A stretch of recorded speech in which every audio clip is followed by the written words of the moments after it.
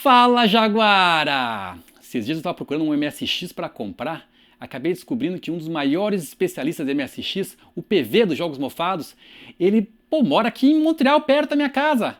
Eu falei, cara, se tem algum MSX aí sobrando, eu falei, cara, acontece que eu tô comprando um outro, tenho esse Panasonic MSX2 Plus para vender. Falei, cara, demorou, vem aqui em casa buscar. Fui!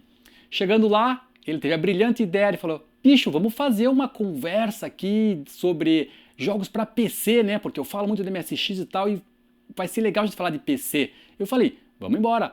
Sentamos na frente da câmera, improvisação total, sem script, sem nada, e começamos um bate-papo muito legal. E é isso que vocês vão ver aqui hoje. Valeu, Jaguarada!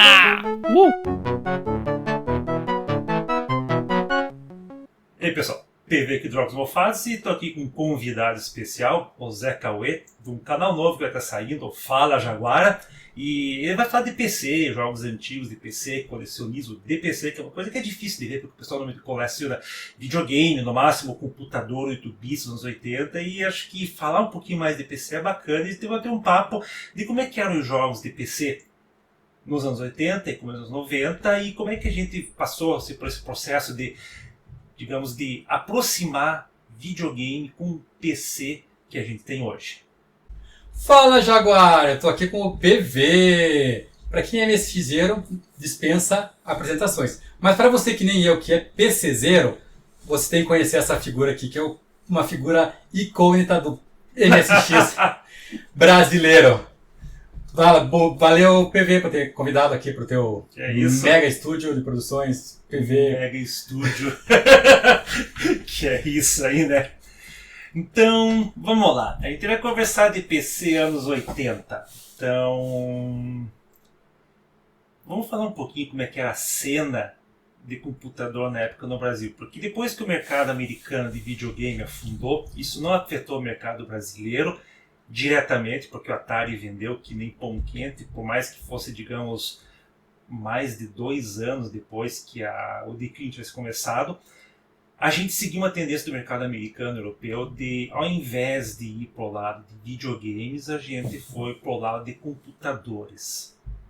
Então, a gente só foi ter videogame novo no Brasil quando saiu o Dynavision 2 em 89. Então, de 85 até 89 era domínio de computador. Então, nessa época a gente tinha lá alguns computadores, como o MSX, o Apple II, o Spectrum, que eram, digamos, plataformas bem diferentes em termos de filosofia de fazer jogos, e claro, já tinha o PC despontando, assim, digamos, como uma plataforma que estava tomando o escritório e levando pro usuário comum, que eventualmente aconteceu na metade da década de 90. Então, todo mundo que tem um PC em casa, que não tem mais MSX, Amiga, nem nada. Então, como é que você começou, Cauê, nesse ambiente de PC, e como é que você viu os primeiros jogos, para comentar? O PC tinha aquela limitação técnica, né? De você ter gráfico muito lento, né? Você não tinha um hardware específico para você ter... para você passar um scroll rápido na tela, alguma coisa. E eu acho que isso limitava muitos jogos, né, na época. Tinha que ter uma programação muito criativa para tentar passar essa limitação, né? Que foi quando o Wolf 3D apareceu, eu acho que no começo dos 90, 91, se não me engano, né? O Wolf 3D. Isso. Ele conseguiu dar um pouco de velocidade aos jogos de PC. Não, e não só isso, você pegar um pouquinho antes, o Commander Keen também da ID, ele foi o primeiro jogo de PC com scroll fino. Vertical, né? Ainda Só vertical. tinha horizontal, vertical, e na verdade isso surgiu porque eles queriam fazer um clone de Mario. Exatamente. E saiu o Commander Keen. Então a gente vê assim que tinha fliperama fazendo isso, MSX, Spectre, Control, e o PC era meio que fora do páreo, né? Para jogos, sim, os jogos eram muito... Tinha naquela época, um pouco antes, né, o IBM PC Júnior e o Tandy, que foi uma variação do PC, né? Com chip SID ainda. Exatamente, E não sei se dá pra gente incluir eles na categoria PC, porque eles mudaram um pouco, eles não eram 100% compatíveis, né, com o padrão IBM PC. Era o mais próximo que tinha de uma coisa... É como o PC 98 e o PC 88 no Japão. Exatamente, eram plataformas com processador Intel, tudo, mas o PC 98, o PC 88 era Z80 no começo, era 8 bits, mas eram processadores, arquiteturas próximas do PC, com certeza. Não eram compatíveis, né? Não eram máquinas exatamente a mesma. E eu acho que o PC veio aí de software, principalmente, né, com essa programação um pouco mais criativa para eles conseguirem fazer esse scroll e começou a trazer os jogos para o PC, né? E jogos assim mais estilo fliperama, jogo mais de ação rápida. De movimentação, não eram jogos de... Até porque os jogos de PC legais também da década de 80 eram portes, né? Você vê a série Última, que era do Apple II, o próprio Prince of Persia. Assim, sim, o jogo original para PC assim, era muito pouco que tinha, né? Sim, acho que um dos primeiros assim, que chamou atenção na época foi o Wing Commander. Sim. Você pode pensar, tipo, o Wing Commander ele foi o motivo pelo qual o X-Wing atrasou por anos. Porque a LucasArts está fazendo X-Wing, todo em polígono flat, e apareceu não era na E3 na época era a CESA, Consumer Electronic Show, o Wing Commander com um gráfico bitmap quando a vizinha mexendo, não era nada 3D, era tudo 2D, mas só que visualmente o impacto era enorme. Tinha uma trilha sonora, assim, padrão Adlib para a época, era uma coisa cinematográfica, com cinemático, tinha até pacote de voz pro jogo, e chamou muita atenção. Então foram os primeiros jogos assim, que realmente fizeram o PC aparecer como uma plataforma, não só de escritório, como plataforma também para entretenimento, para jogos. Você jogou o tema legal da Adlib e do Wing Commander, que tanto a Adlib, né, que começou o padrão, sim, quanto a Sound Blaster, eu acho que foram muito importantes, né, para a popularização do PC como plataforma de jogos, né. O Wing Commander 2, quando tinha uma introdução inteira de voz, o 2 já foi uns anos um pouco depois do 1, não sei se o 1 já tinha voz ou não tinha. O 1 acho que tinha, não lembro agora se não tinha voz, posso ter falado besteira. Mas porque o Adlib não tinha voz, que tinha voz não, isso, que tinha o Sound Blaster, isso. Daí realmente, era incrível. O 2, a abertura era falar, se você quisesse ter voz no todos os diálogos, era um pacote à parte, se comprava. E aquilo foi incrível, eu acho que a Sound Blaster trouxe isso, né, pro padrão PC, essa capacidade um pouco de ser multimídia, que não tinha, né, no PC, porque o PC Speaker... As outras máquinas, se você pensar no MSX, todas elas vinham com algum chip capaz de sintetizar som. Sim. E o PC era aquele PC Speaker muito tosco, né? E não só eu acho que o PC, mas o Apple II também não tinha capacidade sonora muito forte. O Spectrum, digamos assim, o TK-90X, o TK-95, que é a versão brasileira, só tinha um beeper nele. Que da TK-90X na TV, no Spectrum original era no aparelho mesmo o beeper. E na Inglaterra, quando saiu o Spectrum 128, ele vinha com o mesmo chip de som do MSX. O AY3910. Pô, aí fazia música legal, como o MSX. Mas realmente, o PC na época, o speaker dele era uma catástrofe. Ninguém merecia escutar jogo com aquele barulho horrível. Depois eles começaram a desenvolver algumas técnicas, né? De você conseguir passar áudio pelo PC Speaker, mas assim, a qualidade era horrível.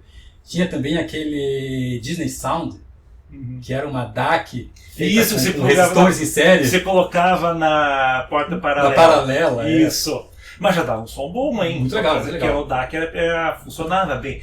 Tipo assim, eu me lembro que a primeira vez que vi um PC com um som um pouquinho mais legal, ainda foi no speaker, foi quando alguém fez um mod player que tocava no speaker, um mod player. Porque não tinha isso no PC. Então, no Amiga, se tinha um mod player padrão lá, se escutava com som estéreo, alta qualidade. No PC era uma bosta, mas você escutava o som. Foi a primeira vez que eu disse, nossa, o PC pode fazer alguma coisa que não só bip-bip. Isso foi feito em técnica, para sobrepor a qualidade técnica que tinha, né? Porque a qualidade técnica era horrível, né? E não só isso, por causa que a placa de som era cara na época. Eu me lembro quando eu comprei minha Sound Blaster Pro, eu comprei, foi começo de 93. Eu fui pro Paraguai para comprar essa placa. Custou $200 a placa. Uma placa de som. Hoje em dia você compra uma placa-mãe, a placa-mãe ela vem com o chip de som de graça. Você não paga pelo chip de som. Você tem um codec nela. Naquela época o PC não tinha. Então era caro você ter uma placa de som. Então você já pagava $1.000 num PC, você tinha que pagar mais de 200 numa placa de som. Não era uma coisa assim razoável para alguém que só ia usar o computador para trabalhar, de ter em casa só por uma coisinha ou outra. Exatamente, né? Isso antes da gente chegar nessa briga que foi a placa de vídeo, né? Que começou Sim. depois dos 3D lá no meio dos anos 90. Mas até chegar lá, a placa de som foi uma coisa também que trouxe isso. E o que é legal da placa de som, nessa época, que eu acho, do PC, é que as placas de som, elas sintetizavam o som dos jogos, né? Sim, era tudo FM.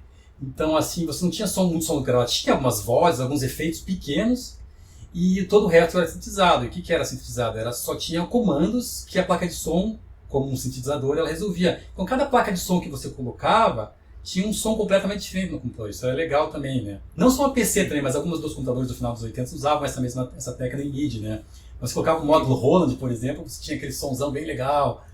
E a Sound Blaster tinha um somzinho tosco, mas a Sound Blaster tocava PCM áudio que os Roland não tocavam. Fazia, exato. Fazia.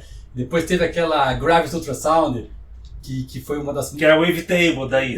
Mais barato. Que foi a Graves e tinha a WE32 da Sound Blaster. Foi depois, que era concorrente, só que a WE tinha um banco de instrumentos fixo e a Graves podia fazer o upload do teu banco de instrumentos. Inclusive era a placa preferida do pessoal da Demucine na Europa. Total. Isso saiu antes também, né? Porque a primeira Graves é da mesma época da Sound Blaster Pro 1, 91 por ali. 91, eu não 92. sei te dizer, eu me lembro de ter visto a primeira vez uma Graves foi em 95, que um amigo meu comprou uma Graves Ultrasound. Era Graves Ultrasound, talvez a Graves original fosse anterior. Não, essa aí, Ultrasound, é a clássica, eu chamo de Classic, né? A Graves Ultrasound Classic. Mas tipo assim, eu não sei quando ela saiu, mas eu me lembro que um amigo meu comprou em 2005, 95, ele ficava louco com aquilo. Ele mostrava os mods tocando, pra ele era coisa do outro mundo. Tipo assim, claro, a Sound Blaster fazia, só que muita coisa era mixagem na CPU, então pesava. Já na Graves era de graça, você mandava o sample pra lá, tocava e era isso. Não, e o sample de áudios ele precisava muito da CPU, né? Então eles gravavam em poucos, em 11 kHz, 8 bits no máximo, ficava muito ruim a qualidade de som. Sim. E o da Ultrasound não, e era mais barato que os módulos da Roland, né? Porque os módulos da Roland eram muito caros, né? Os módulos da Roland sempre foram caros, caríssimos, porque basicamente é um teclado. Exatamente. Então, digamos assim, quando você comprava um módulo MIDI da Roland, você estava comprando o coração do teclado sem o teclado para você tocar. E eu acho que depois dessa começaram a popularizar o som do PC, e eu acho que foi quando começaram a migrar um pouco mais pessoas virem que... E também, né, a programação mais criativa, principalmente da ID Software, né, que com o Queen e depois com o Wolf 3D, eles... Acho que dá para dizer que um marco disso, assim, eu diria que foi com o Doom. O Doom, com certeza. Porque o Doom tinha efeito sonoro digital, tinha música no FM e, claro, todo mundo queria jogar Doom naquela época. Então... E as pessoas percebiam como o computador era lento na época, né? Porque até então, existia um 386, era um computador de 32 bits, era um super CPU. Mesmo sendo lá de 86, Sim. No começo de 90, você ainda não tinha software, precisava de mais do que isso para você rodar alguma coisa. Raramente, um servidor precisava ter um 486 e tal, né? Mas para outras coisas não. E o Doom chegou para mostrar que não. Agora jogos precisam de capacidade computacional alta, né? E não só isso, uma placa de vídeo rápida, por causa que um problema grave, o pessoal de hoje que vê barramento PCI Express e outros, vê isso de uma forma, mas na época o barramento ISA era um barramento super lento, e a placa de vídeo ela não era acessada o endereçamento flat. Você tinha 64 KB de memória, que era acessível, então você podia do endereço tal até o outro, não me lembro qual é o endereço físico exato em hexadecimal, mas eu programei muito isso. Você tinha 64 KB visíveis, que era exatamente a memória da EGA, e você podia acessar essa memória para essa placa de vídeo. Se quisesse acessar 256 KB ou mais, você tinha que paginar esses 64 KB e era muito lento por causa de passar. Não era memória para memória, era memória para o barramento, daí para barramento para a memória da placa de vídeo. Então era muito lento o acesso. Não era como se a placa de vídeo estivesse lendo a memória do computador, como fazia no caso de um TK-90X ou de um Apple II, que deixava razoavelmente rápido. Você tinha que mandar o dado para lá para daí você poder rasterizar ele. Então foi também o momento que passou para ter a ideia de que sim, você precisa de placa de vídeo melhor para poder fazer o jogo no PC do que você tinha até aquele momento, porque mesmo que o padrão VGA fosse adequado para aplicação de escritório, ele não era adequado para jogos. Que daí até aquele momento, no metade dos anos 90 que você falou. Daí começaram a guerra do 3D, né? Mas antes disso o Doom, que ainda era tudo renderizado por software, né? E precisava ter a placa de vídeo para poder passar a quantidade de frames suficiente, né? Exato. Mesmo que ela não tivesse um processamento 3D na placa, ela precisava ter essa resposta de memória, do frame buffer rápido. Sim. Senão não tinha como você mandar 30 frames por segundo, por exemplo, para Para Mas vídeo, não né? mandava 30 frames por segundo. É difícil. Era 15. Para vídeo é difícil. Hoje em dia o pessoal fala, não, meu jogo não tá rodando a 120 FPS. Eu falo, você tá maluco, né? Eu jogava de 1 a 15 FPS, achava o máximo. Os primeiros 486, quando começaram a VESA Local Bus, né, que eles começaram a ter o uso do 32 bits inteiro. Era barramento AGP também. Não, o AGP foi feito depois. Depois foi Depois com o pensei. Pentium, né? É. O VESA Local Bus era aquela placa bem grandona, Sim. que ela tinha um pedaço que era parecido com o ISA e outro pedaço que era parecido com o PCI. E era uma placa Eu não complicada. cheguei a ver essa placa. Eu só tive placa ISA e passei para AGP depois. É. Teve o PCI entre elas, né? O PCI normal também. Não, o PCI foi depois. Não, o PCI Express foi depois. Não, o PCI foi depois. Você deve ter primeiro o AGP, eu acho que o meu primeiro 486 era AGP. Aí o meu Pentium, talvez o Pentium não fosse PCI, mas quando eu peguei um Celeron 300, ele já era PCI, com certeza. Então a AGP veio entre o ISA e o PCI. Isso é certo. Não, o AGP veio depois. Pô. Não, a AGP foi esse 486 DX2 que eu tinha AGP. Você está confundindo AGP com VLD. VLD chamava. Não sei, era AGP que a gente chamava. Ah, o AGP ele... Que era Accelerated Graphics Port. Sim, tinha, mas o AGP ele já era aquelas placas como é que é, da NVIDIA. Quando começaram as NVIDIAs vieram AGP, as ATI mais fortes depois de 2006, 2007. Não, isso daí também vamos dar uma olhadinha aqui, cada um pegar o celular e vamos olhar. Vamos fazer aqui consulta em tempo real, por causa que aí a memória não funciona, Não, a gente não tem que... funciona. AGP Graphics Card. Ó, apareceu dentro da direita aqui. Tá... Vamos ver aqui quando que saiu... Eu chutaria 2006. 97. 97. 20 anos atrás. Ele foi na época quando eu peguei o meu Pentium, não foi quando eu peguei o 486. Então talvez eu tenha tido a outra placa. O VLB, acho que você confundiu o VLB com a AGP, porque eram 3 siglazinhas. Pode ser. Mas depois do AGP que veio o PCI. O PCI Express. Mais rápido. Mas as AGPs eram rápidas já. Já eram rápidas, nossa. Eram bem rápidas. Tanto que as Voodoos, as primeiras Voodoos, elas tinham tanto AGP quanto PCI.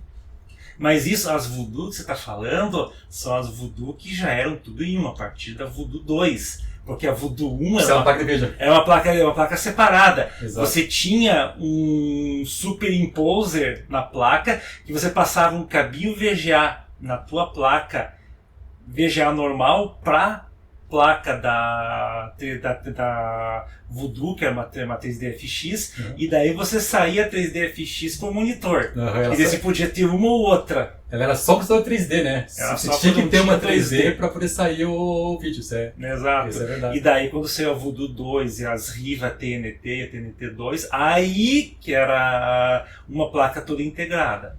Dizem que a GeForce 256 foi a primeira GPU que foi lançada, mas isso é um termo muito... eu acho assim, qualquer coisa que seja dedicado para fazer gráfico é uma GPU, tá? Exato, uma GPU moderna, um pipeline, como tu conhece, talvez se possa dizer que a Monster 3D, que era uma 3D FX, Voodoo, já fossem uma GPU, porque era um chip extremamente dedicado para gráfico, em alto desempenho.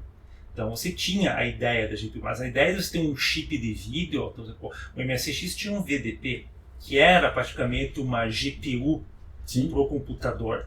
Então você tinha no Spectrum, tinha a ULA, que tinha várias funções, uma dessas é desenhar a tela.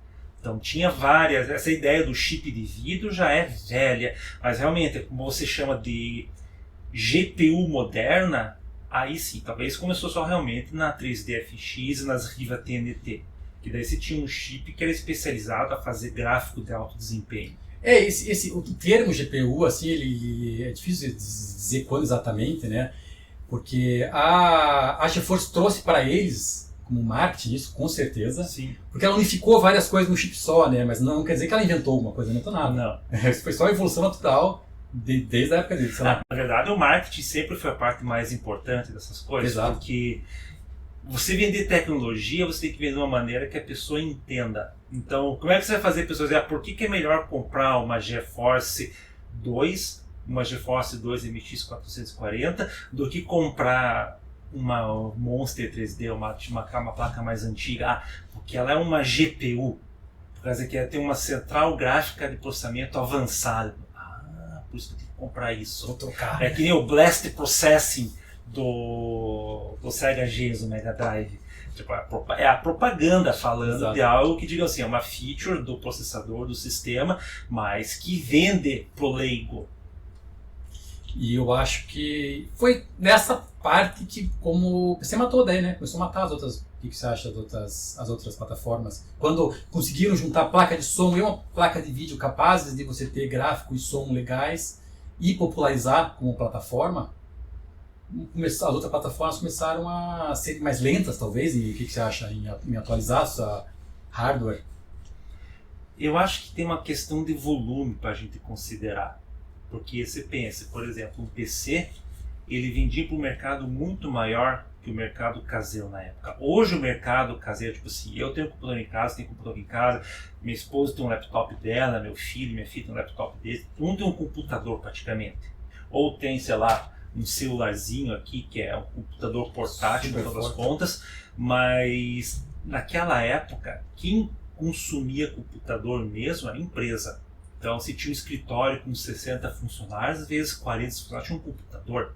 Então, num prédio de uma empresa tinha 40 computadores, se você vê na vizinhança ali, talvez tivesse 30 em pessoas, digamos assim, que não fossem profissionais da época. Então, se tinha muito mais PC vendendo das empresas. E as empresas, digamos assim, em casa você tinha o quê? Você tinha, no caso da Europa, tinha o Atari ST, tinha o Amiga, tinha o Commodore 64, o Spectrum. No Brasil tinha o MSX, o Apple II, o Spectrum, depois veio o Amiga também. Era fragmentado, você tinha muito usuário concorrendo tinha muita marca concorrendo para poucos usuários.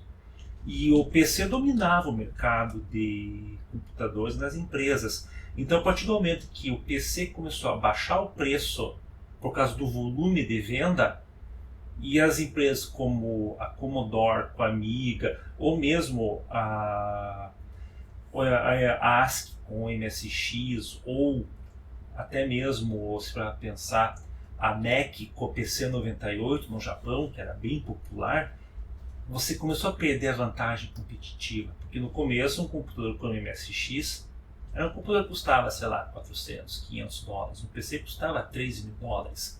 Então, se tinha um atrativo a pessoa de casa comprar aquele computador. A partir do momento que para o MSX, uma Amiga fica melhor, começou a atingir o patamar dos 1.000, 1.500 dólares. Não caso, você vai falar, PV, mas o Amiga se comprava por 500, o Amiga 1.200. Tá?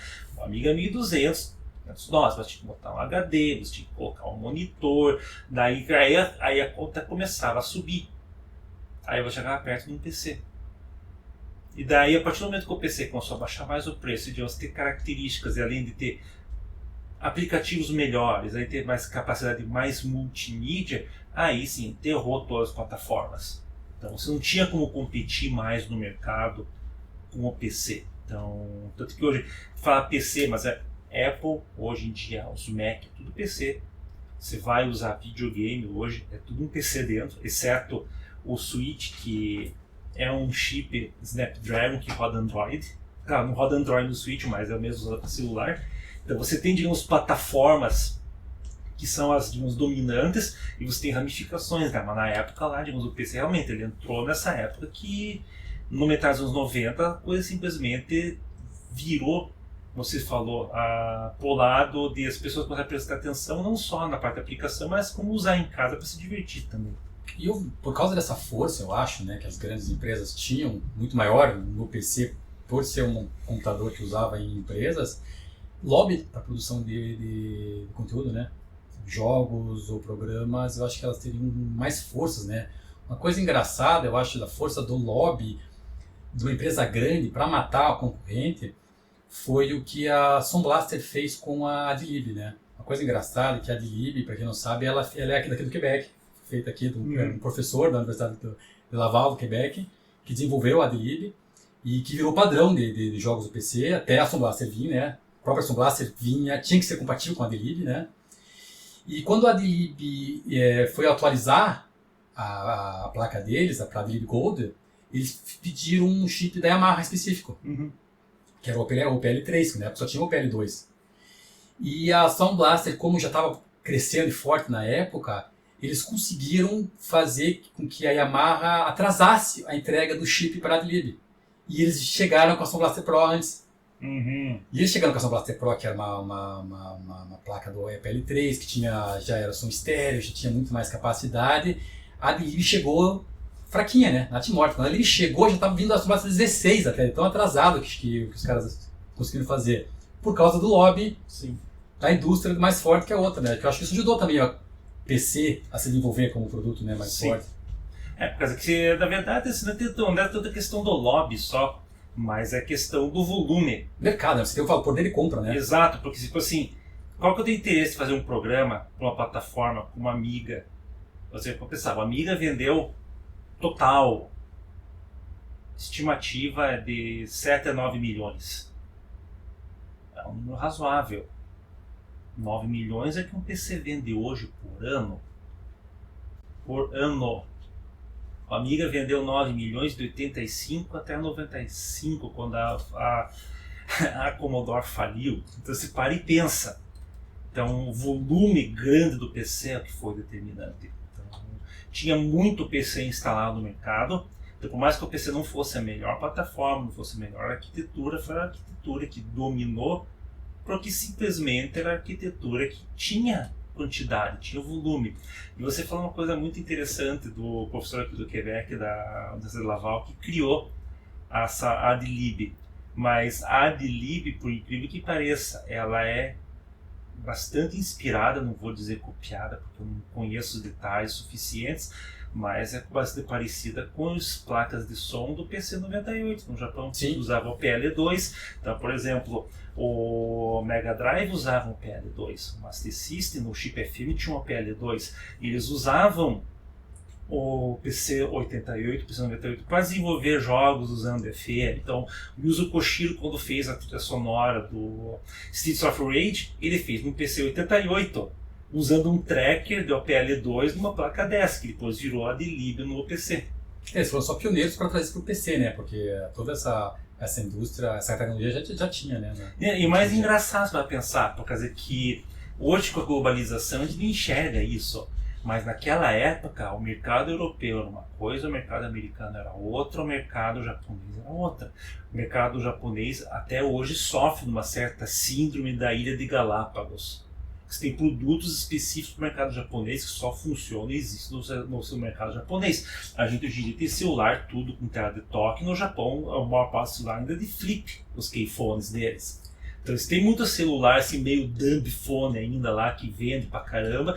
E eles têm aplicação de rede social deles online, funciona super bem, os caras estão satisfeitos. Então, isso aconteceu muito com essa coisa de PC, porque o PC-88 e o PC-98 desenvolveu em paralelo o IBM PC no Ocidente. E as duas plataformas se querer convergir para os processadores da Intel de 16 bits, e em um dado momento não tinha como a NEC fabricar mais PC usando o DOS-V, que era o DOS-10, tinha que passar a rodar o Windows 95. E daí tem o primeiro porte do Windows 95 para rodar em PC-98. Isso daí acabou o mercado de PC-98. Porque se tinha Windows para PC-98, você podia pegar qualquer outro computador que não fosse o da NEC para rodar, você podia comprar qualquer PC mais barato que o da NEC. Então, é engraçado como as coisas desenvolveram às vezes completamente separadas, e isso acabou criando oportunidades de mercado diferentes, inclusive essa placa de som. Tipo, pra gente, a gente pensa, a Sound Blaster saiu quando saiu a Adlib, foi final dos anos 88, 89. 88 a Adlib, 89 a Sound Blaster.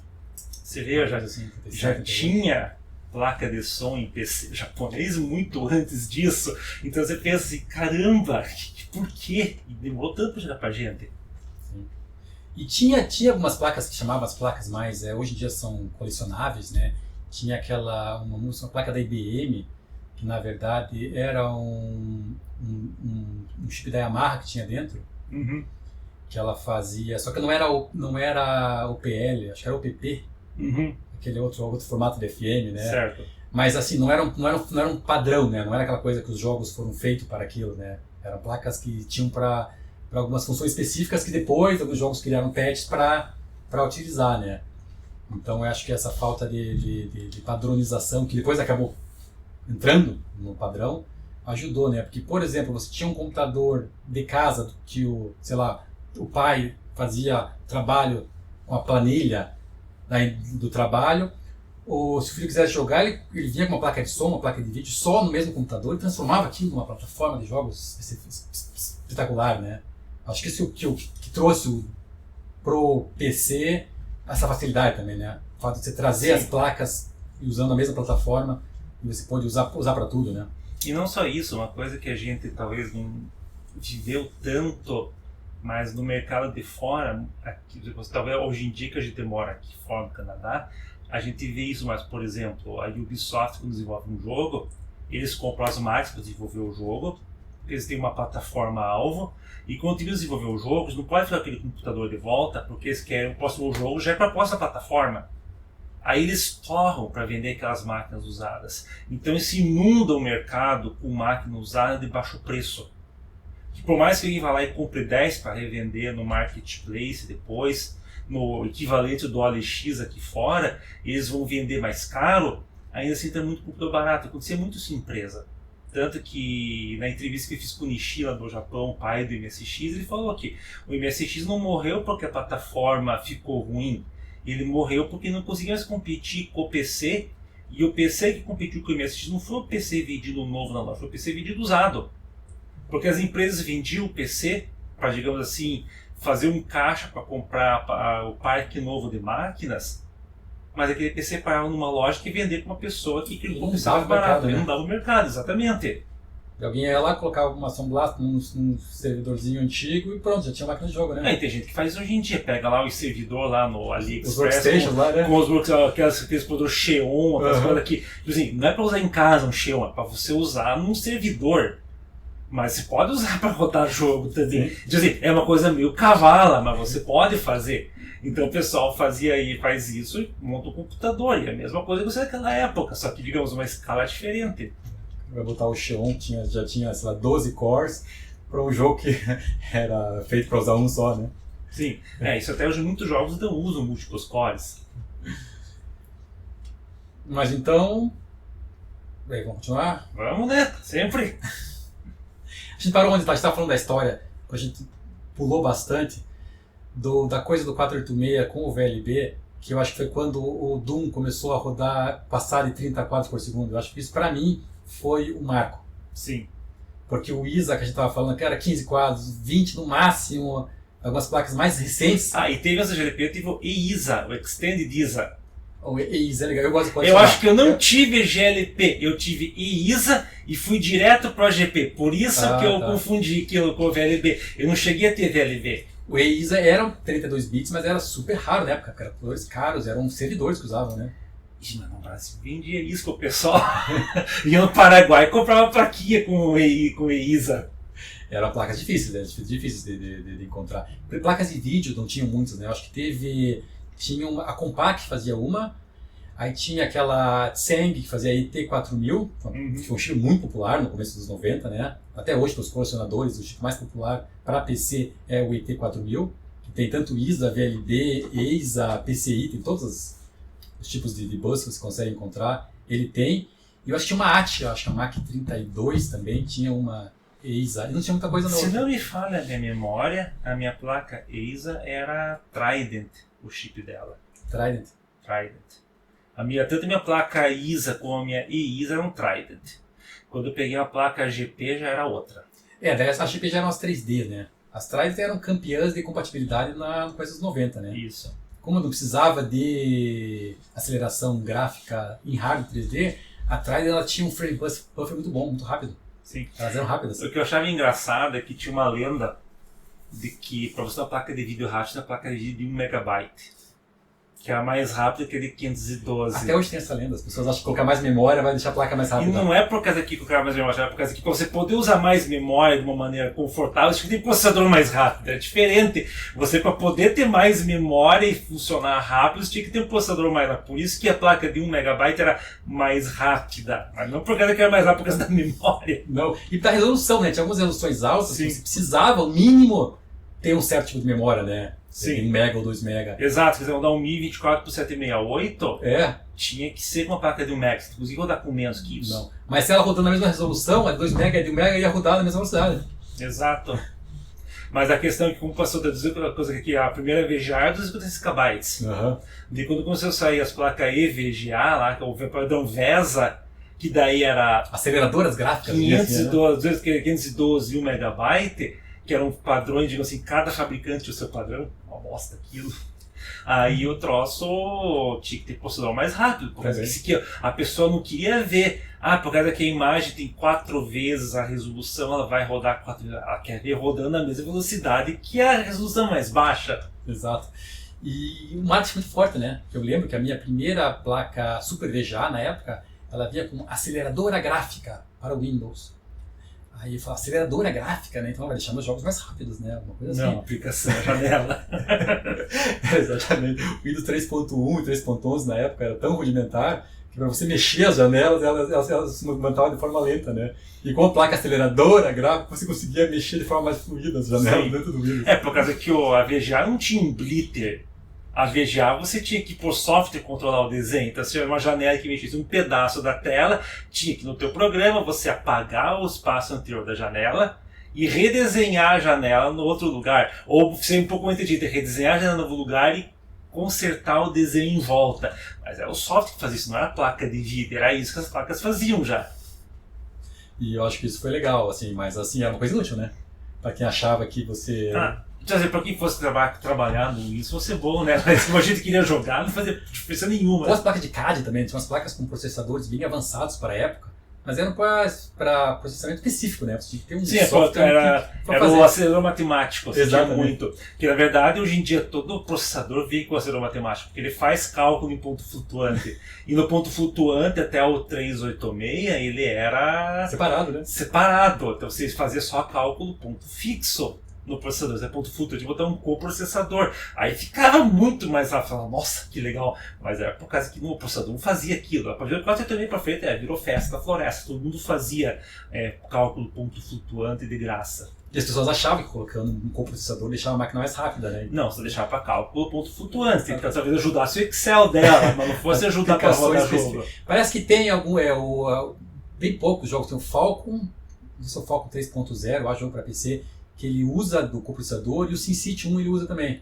Uhum. É interessante, mas assim, foram um pouco específicos. Se contar, na verdade, a pessoa não fazia por causa que cálculo, digamos assim, ponto flutuante, ele é impreciso. Você tem muito erro introduzido no cálculo. Então, a maior parte dos cálculos são feitos com um ponto fixo.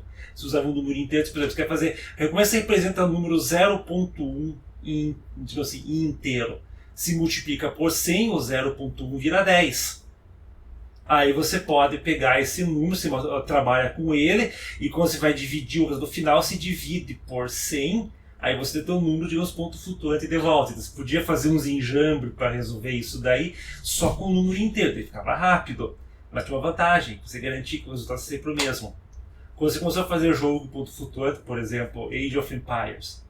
O Age of Empires 2 tem um caso interessante, porque você começava a usar ponto flutuante no número. Aí quando eu jogava em rede dos máquinas diferentes, processador AMD e processador Intel, você dava drift no jogo, um pro outro. Aí dava bug. Por quê? Porque um computador estava rodando com um processador ponto flutuante, eu estava com o outro, e dava diferença no cálculo. Aí os jogos, uma hora, desculpa, eles não estão jogando o mesmo jogo, mas... Bugava isso? Bugava, exato! E pensa, como é que pode isso? Por isso os caras hoje em dia têm que fazer um monte de coisa no ponto flutuante para garantir que vai dar a mesma coisa sempre. Não sei por que eles usavam. No jogo do Falcon, eu acho que era algum cálculo, porque era simulador de voo, né? Mas no SimCity, será que era para randomizar alguma coisa? Que seria que eles usaram? Talvez por causa de probabilidade. Tá. Por causa que o SimCity é muita coisa aleatória. Então, ele usou muita coisa de teoria de fila ou de simulação estocástica, que daí para você fazer a conta do jeito certo, você tem que fazer em ponto flutuante. Você não pode simular ela em ponto fixo ou de maneira razoável. Uhum. Então você usar o ponto flutuante ajuda. Então, por isso que ele usou o ponto flutuante. Isso foi uma mudança grande, né? Do 386 para o 486 para a computação gráfica de jogos, né?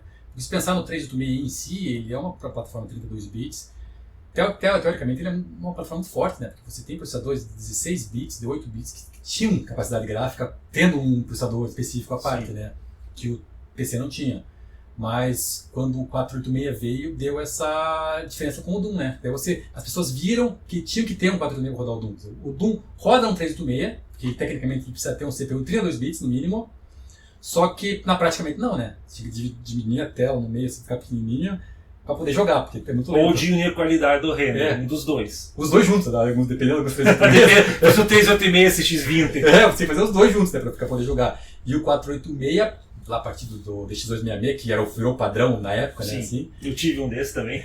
que era a máquina super top, e você perceber a primeira vez, eu acho que na história, de uma coisa muito forte, um jogo forte, você perceber que o teu computador não roda um jogo, né? Você precisa ter uma máquina que foi lançada recentemente, né? Porque o Doom é de 93, o DX266 é de 92, uma coisa muito recente pra época, era caro. Sim. Em 93, para você ter um DX266, era muito caro.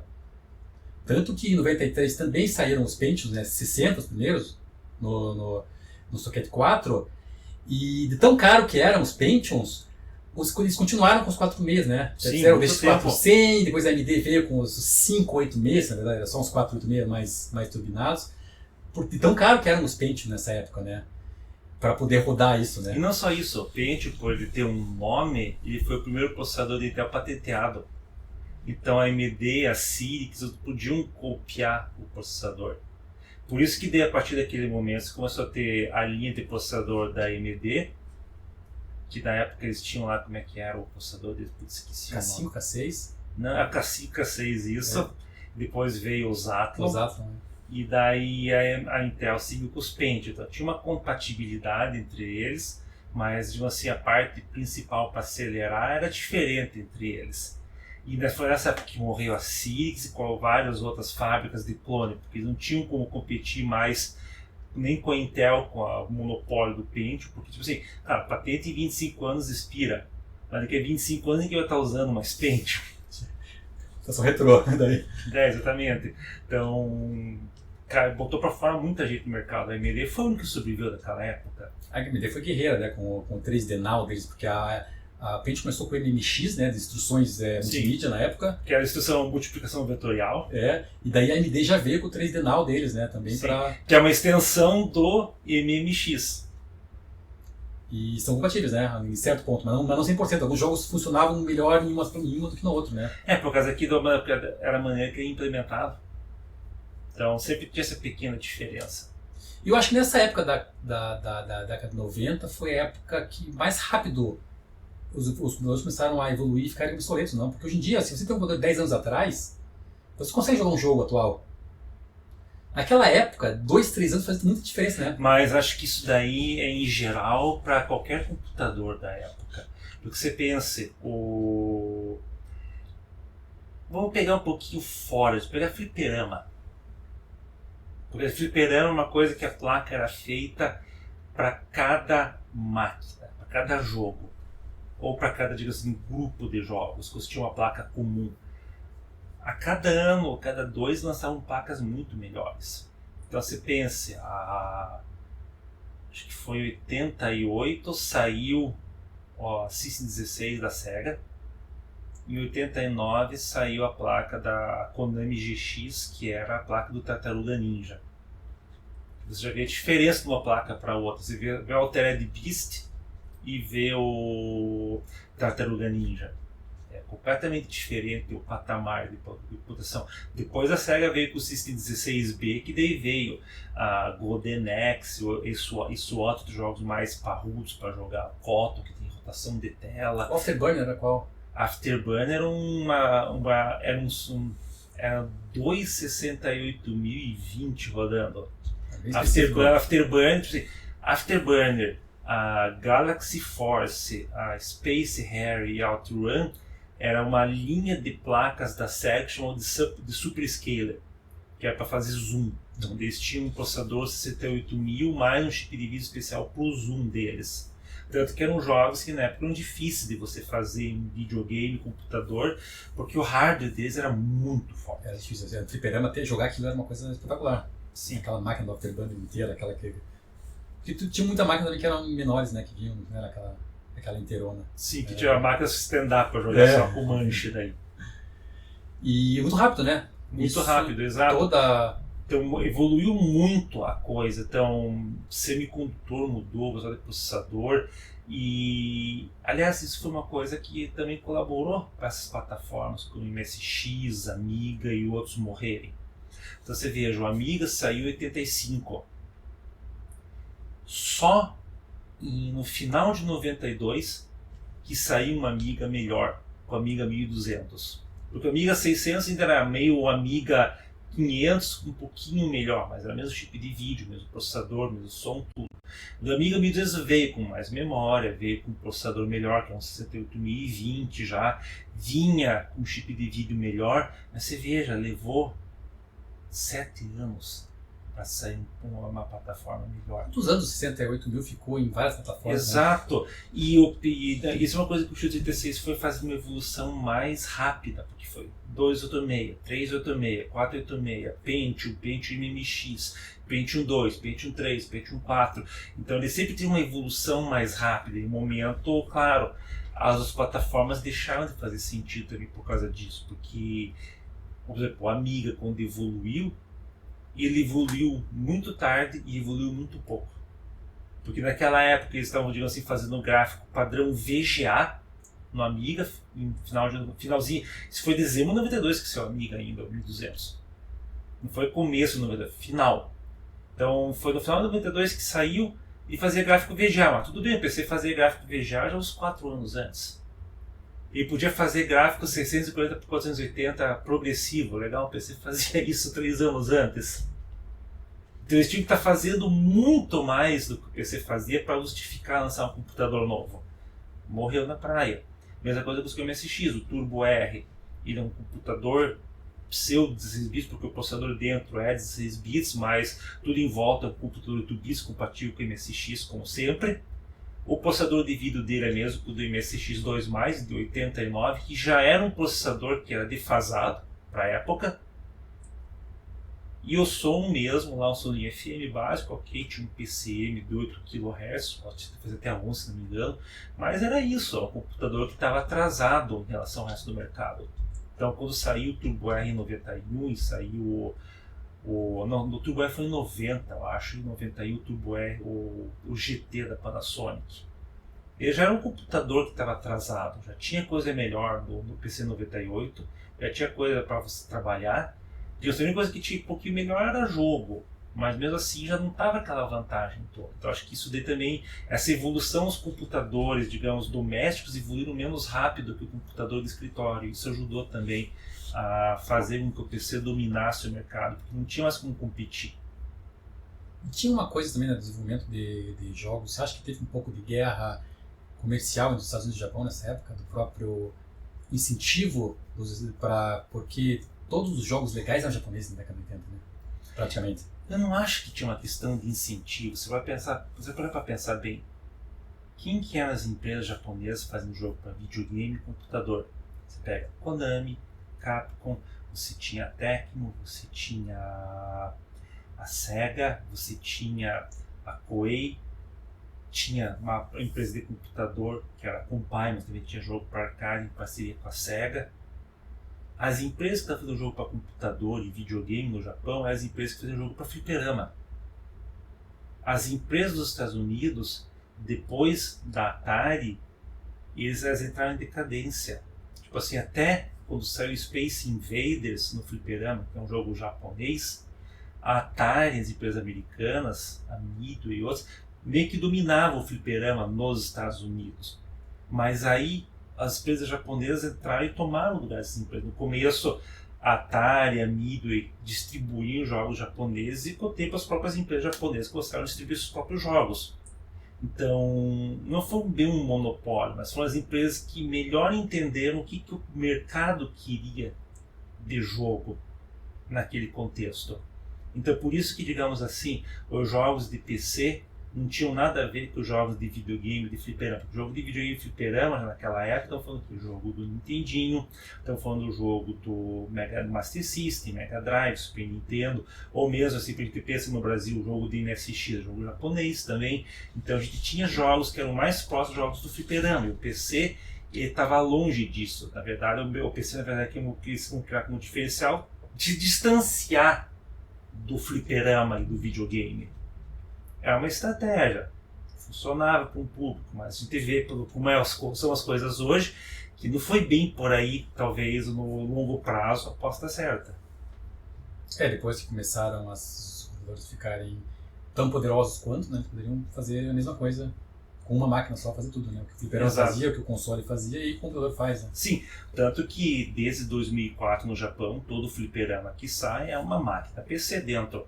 A Type X da Taito é PC, o sistema da Konami é PC, já o DDR da Konami, que é de 99, 2000, já era PC. Você pega as máquinas da Sega, a Lindbergh, você pega a PM3, a Allnet, é PC também, da Namco também, tá? O Tatsujin que o Jó está jogando, tudo PC dentro dele, tanto que por isso que a maior parte dos jogos rodam no Windows com Tecnopert, não é porque o Tecnopert emula, o Tecnopert só simula que está na máquina real e deixa o jogo rodar.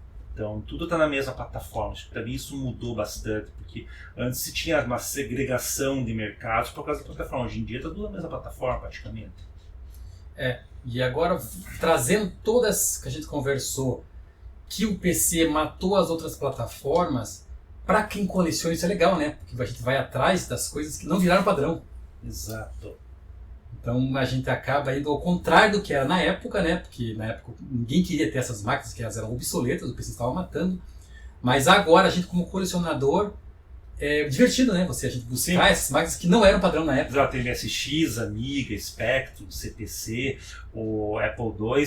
E é interessante, porque acho que você é um cara que, até tem mais gente aí de você, que coleciona uma coisa que pouca gente coleciona, que é PC. Porque PC é uma coisa que, digamos, ele é bastante variado o que é a coleção. Por exemplo, eu com o MSX2+, MSX2+, eu posso rodar 99,9% dos jogos do MSX.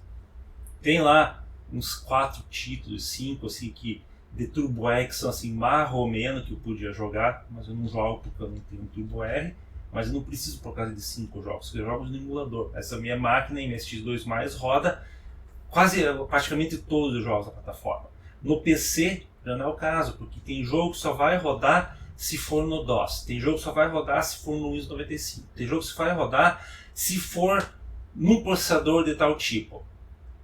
Se for outro jogo, vai ser rodar só se for no Windows 95 com um processador desse. Então você tem, digamos, uma fragmentação maior da plataforma para você rodar os jogos. Então como é que você trabalha com isso? Porque não é a mesma coisa que o MSX, um Amiga, que é um computador resolve tudo. No máximo 2 se eu quiser ter um Amiga 1200 junto ali. Você tem trocentas plataformas praticamente. Eu acho que a falta de padrão, principalmente no começo dos anos 90, nos primeiros 5 anos dos anos 90, criou essa confusão que é legal para quem coleciona, né? Uhum. Principalmente na placa de som, né? Porque dependendo do ano que o jogo era criado, ou dependendo da empresa, o jogo era feito para uma placa de som específica. Ela rodava em algumas outras placas, mas não da mesma maneira que ela foi feita para rodar, né? E a maior parte rodava em placa Sound Blaster. Sound Blaster, exatamente. Mas tem alguns jogos, alguns poucos exclusivos da Gravis Ultrasound, por exemplo.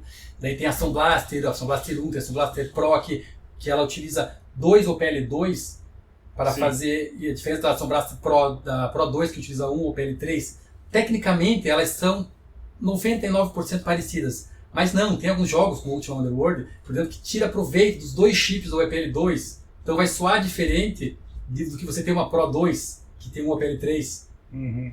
Então essa diferença de algumas coisas de fazer de um ano para o outro dos equipamentos, que eu acho que é muito, muito, muito legal, né? E você ter a placa, cada placa de som que você bota, o som vai jogar, o jogo vai ser diferente no som, né? Porque é uma voz diferente saindo, né? Sim, e é uma coisa interessante, por causa que isso daí vai diferente o jeito de colecionar. Por exemplo, eu que coleciono, digamos, bastante videogame, computador, plataforma como Amiga e MSX, eu tenho, tipo assim, aqui eu tenho um joguinho de Coleco, um joguinho de Atari.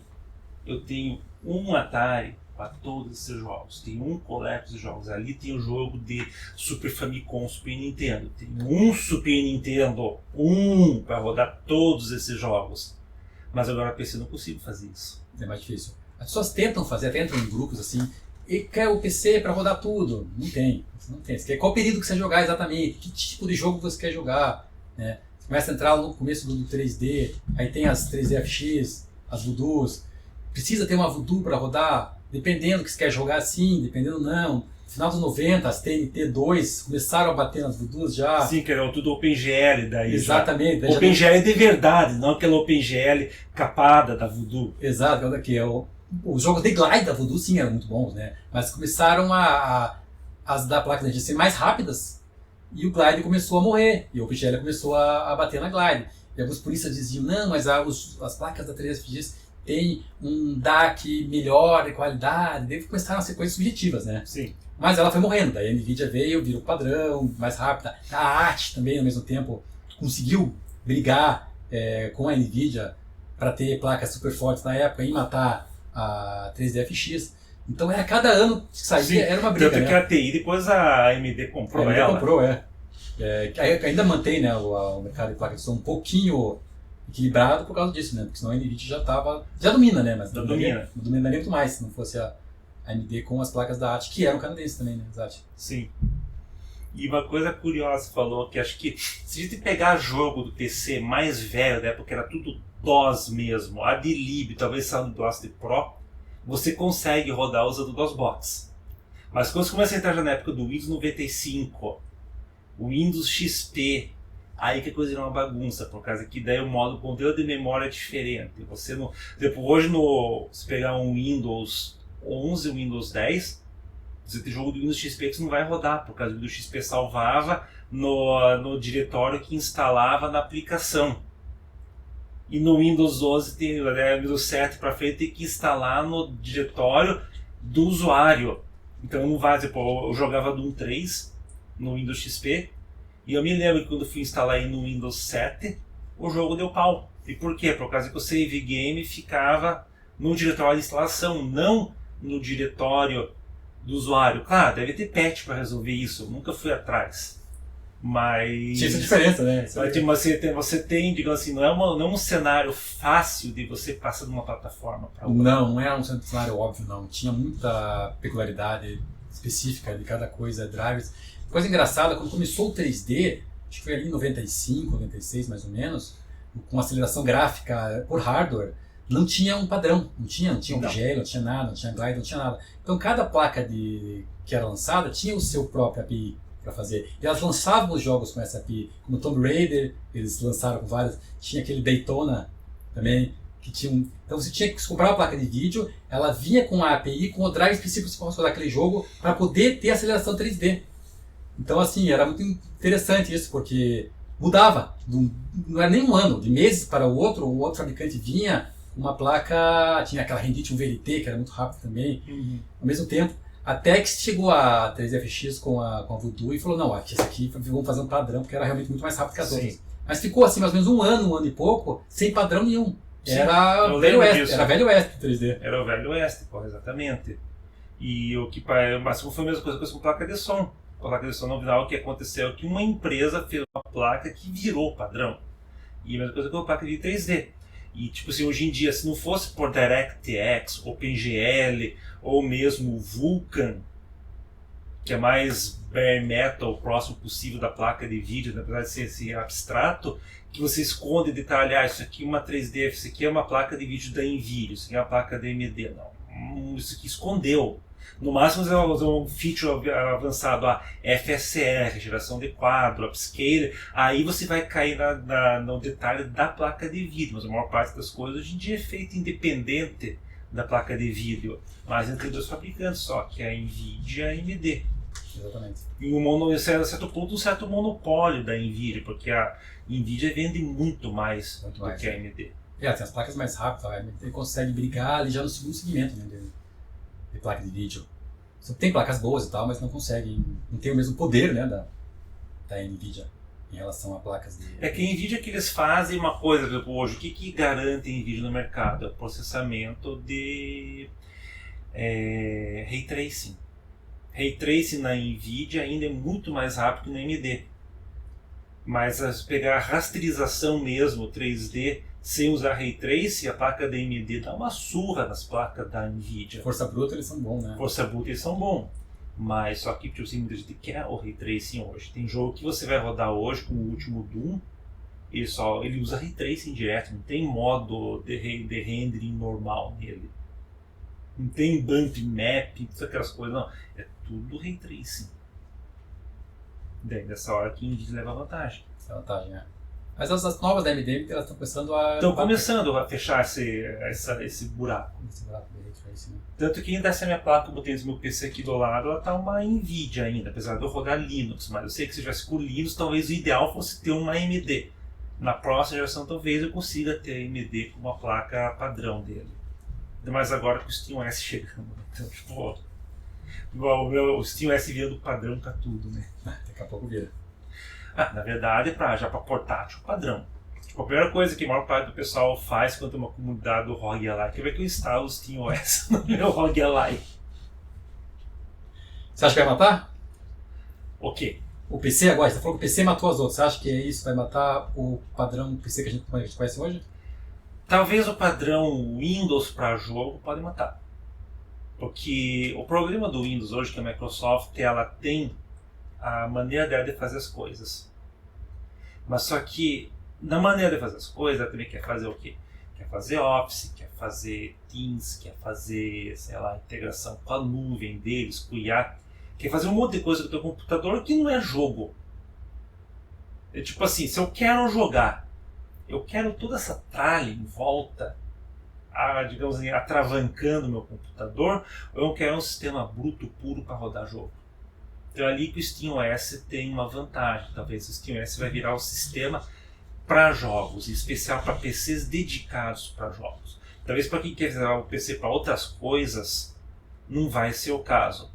Talvez para mim que uso Linux vai ser esse caso, por causa que o SteamOS é um Linux com KDE por baixo, não tem grande mistério. Você pode, com o modo desktop dele, usar como se fosse um Linux normal, mas para o usuário caseiro comum, o SteamOS é um sistema de videogame. Você carrega o sistema, entra numa tela Steam, tela cheia, como um videogame. Você pode acionar o jogo, desligar, sem entrar um controle com mouse, com teclado ou nada. Então acho que para jogo o SteamOS tem uma grande chance de virar o padrão para entretenimento de PCs dedicados. Aí que entra o lance, para PC dedicado. Porque hoje muita gente tem um PC com Windows na sala, para assistir filme, para jogar. Depois tem um colega meu, um amigo meu, Saulo, que trabalha também junto com a gente na Shmups Mania, está fazendo um jogo comigo de MSX. Ele usa um PC para jogar na sala, ele roda Windows. Talvez daqui a alguns anos vai estar rodando SteamOS ao invés de Windows. E é isso que o SteamOS vai fazer. Ele vai, digamos, tomar, digamos assim, o mercado de jogos. Na verdade, ele não vai acabar com o Windows. O que ele vai acabar, talvez, provavelmente, é com o Xbox.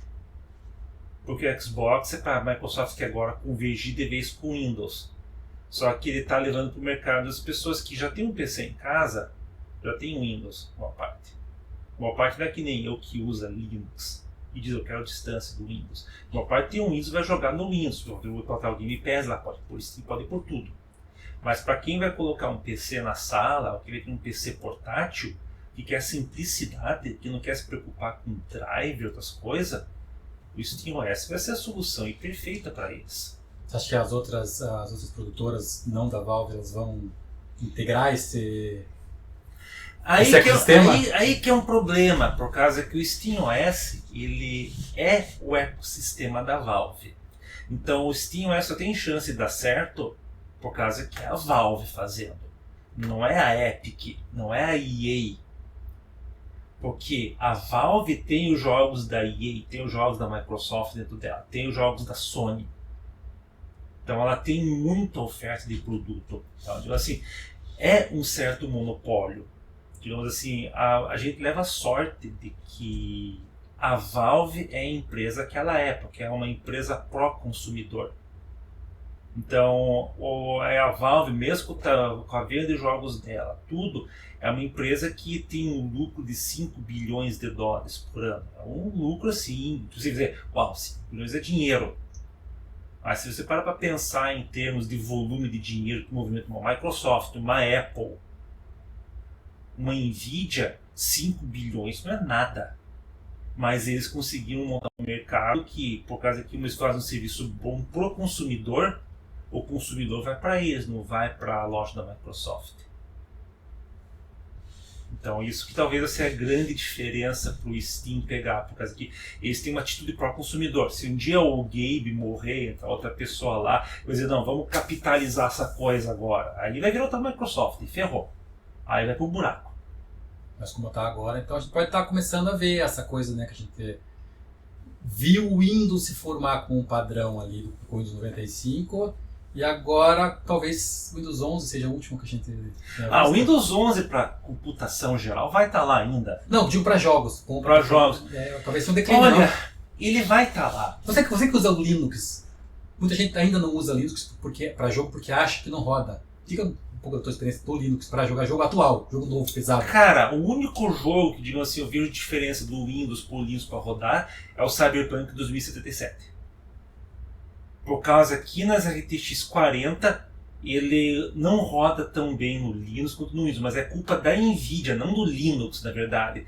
Porque no meu laptop, que tem uma RTX 3050, ele roda super bem em Full HD, não tem problema nenhum. Roda mesmo, praticamente o mesmo frame rate, o Windows Linux. Aqui com a 4070 ele dá uma diferença grande. Mas por quê? Por causa do driver da Nvidia, que não é bom.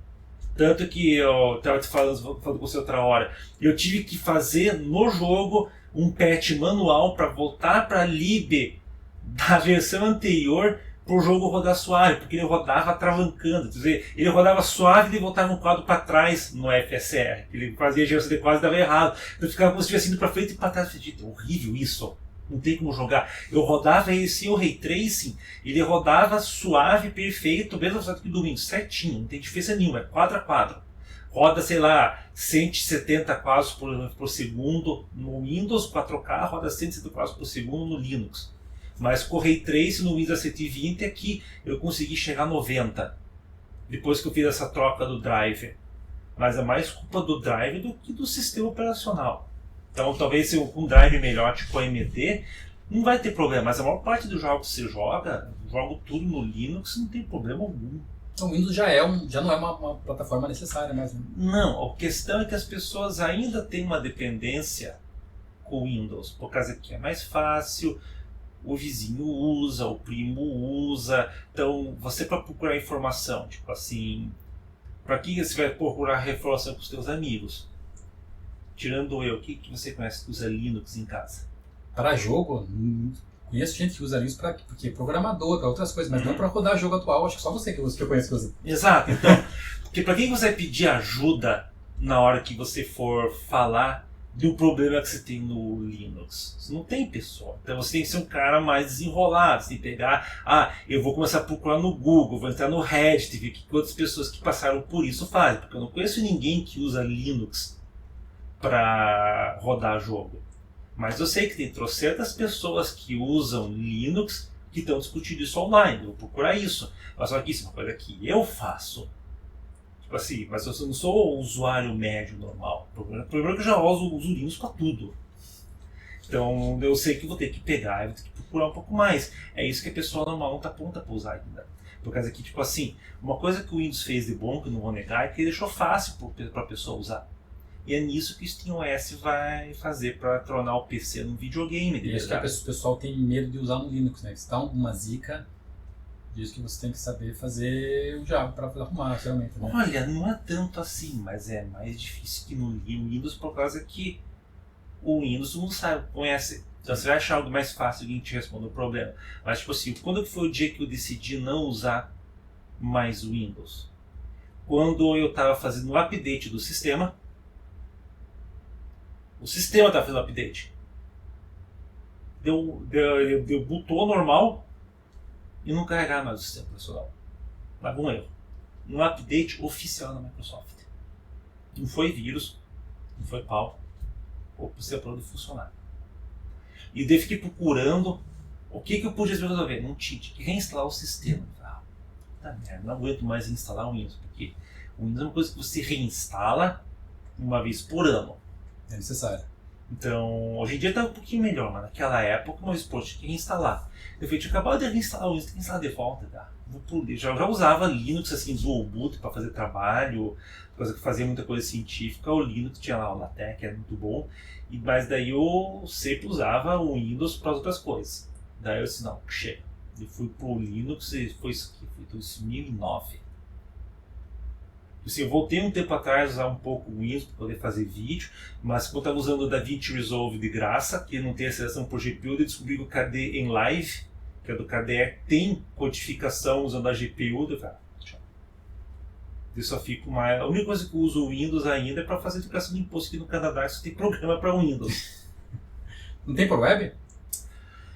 Tem, mas ele tem um problema que os meus dados ficam na web. Ah, tá. Eu não quero o provedor do serviço do software de imposto de renda ficar com o meu número do seguro social, meu endereço, o meu emprego que eu trabalho. Tipo assim, tem coisas que eu prefiro que o dado fique comigo, não com os outros. Então, valeu pelo papo. Bom, acho que a gente conseguiu fazer um arco da época de jogos que o PC começou a matar outras plataformas até a gente chegar numa possível queda do Windows como plataforma de jogos, né? Talvez não, como eu falei, não para todo mundo, mas para quem quer usar uma máquina dedicada para jogos, isso com certeza. Para matar o console, então, né? Pra você ter uma máquina só, porque hoje em dia ainda existe essa briga do quem joga no console e quem joga no PC, né? Exato. Talvez isso comece a unificar um pouco mais esses dois grupos. Hoje, por exemplo, a Microsoft está assim no mercado. Assim, é certo. Mas o PC a Microsoft está fazendo um novo Xbox. Tá. Mas ela está fazendo mais por necessidade do que por vontade. Mas, tipo assim, vai morrer o Xbox. Para mim, o Xbox não é mais terceiro lugar. Ele é quarto na próxima geração. Mesmo você próxima geração, para mim, o Xbox já é o quarto lugar. Ele já é um terceiro lugar sofrido. Tipo, o PlayStation 5, que vende menos que o Switch 2, já vende 5 vezes mais que o Xbox. É irrisório no mercado. É irrisório. Tipo, para cada 5 PlayStation 5 no mercado, vende um Xbox. Então, por quê? Porque o cara que está no Xbox pode jogar tudo no PC. Por que eu vou querer um Xbox? Agora, para o cara que quer um console PC, tá ali. A Steam Machine ou outros computadores com SteamOS vão dar isso pro cara. Eu não estou olhando para mim, para você, que é o cara que monta um PC, estou olhando pro cara que quer um troço simples para jogar, que é o cara do console. E talvez para esse cara aí vai servir. O seu usuário do Xbox vai migrar muita gente, com certeza, para o SteamOS. Isso eu estou vendo. Então, legal, obrigado pelo papo. Valeu e Cauê. E vamos ter uns bate-papo pela frente aí, né, cara? Vamos, ainda você vai ter que mostrar num próximo vídeo a tua coleção, incrível coleção. Não tão incrível assim, gente. Para jogos da época, é muito incrível, vocês vão ver, a gente vai, quando ele liberar, quando terminar aqui as obras, vocês vão ver. Na verdade, acabou a organização, porque as obras acabaram, né? Tá certo aí, Cauê. Valeu Valeu aí, cara. Abraço. Abraço do mundo, pessoal.